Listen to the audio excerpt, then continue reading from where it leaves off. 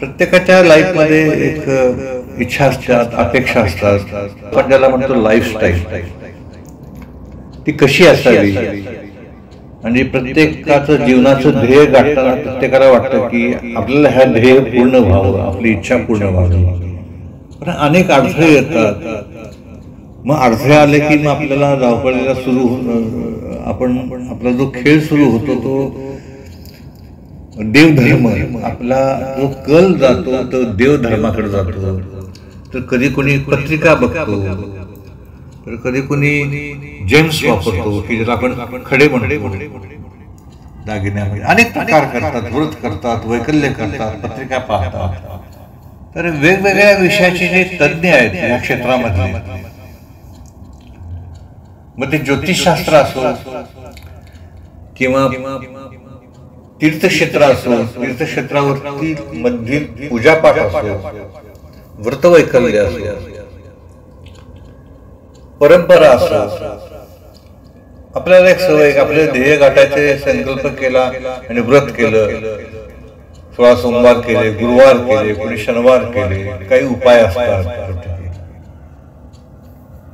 या सर्व क्षेत्रामध्ये वेगवेगळ्या अनेक प्रकारचे लोक असतात, सल्ला देणारे असतात. भरपूर लोक अशा लोकांच्याकडे जातात, सल्ला घेतात, काय करू का. त्याचा उद्देश एकच आहे की आपल्याला जगण्यासाठी काय हवंय, मनशांती हवे आणि पैसा हवा.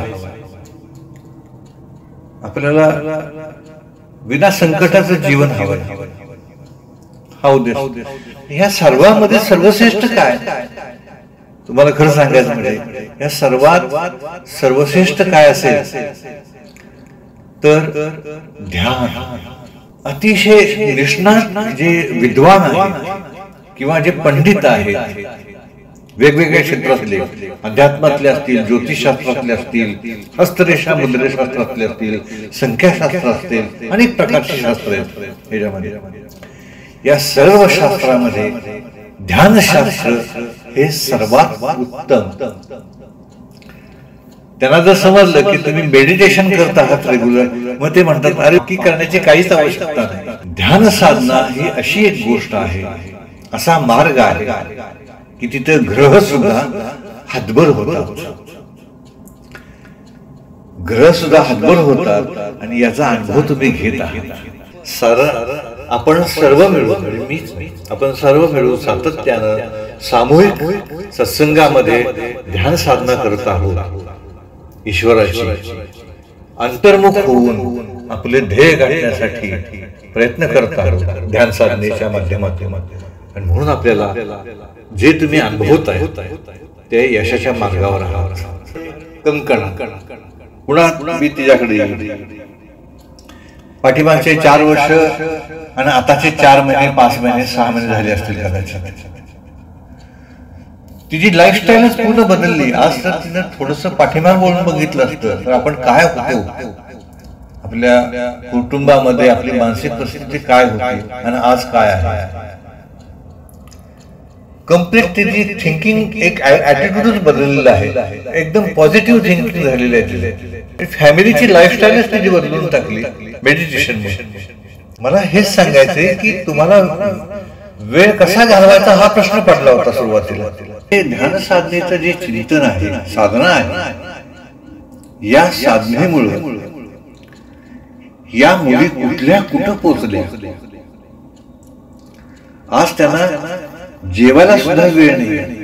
ज्ञान आहे ते अपडेटेड झालं, फ्रेश झालं, लोकांच्या मध्ये त्यांना सन्मान मिळायला लागला, मान मिळायला लागला, कुटुंबामध्ये त्या व्यस्त राहायला लागल्या. आज बाहेरच्या लोकांना समजायला लागलं की या सोसायटीमध्ये कोणतरी अतिशय हुशार, विद्वान आणि उत्तम सल्ला देणारा डॉक्टर आहे. तर हे सर्व कमाल कुणाची, तर ही सर्व कमाल आहे साधनेची.